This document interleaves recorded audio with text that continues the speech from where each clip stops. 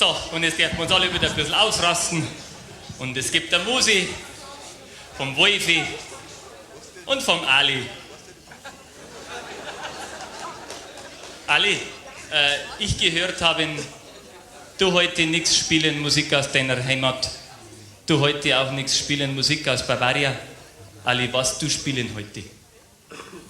Wir spielen heute eine rumänische Volksweise. Ah, du spielen Rumänisch. Ja, also ein Lied und Tanz aus Rumänien. Wir haben es aber anders genannt. Also bei uns heißt das ein bisschen Transylvania Express, das ist ein bisschen moderner.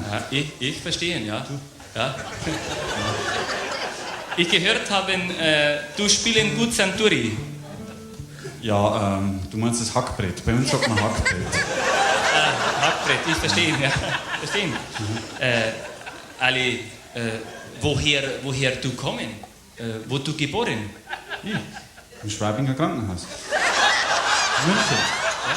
Kennst du München? Ja, ich verstehe, ja.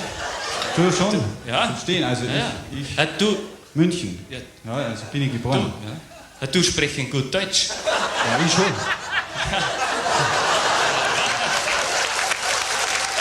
Ich Ihnen wünschen viel Spaß.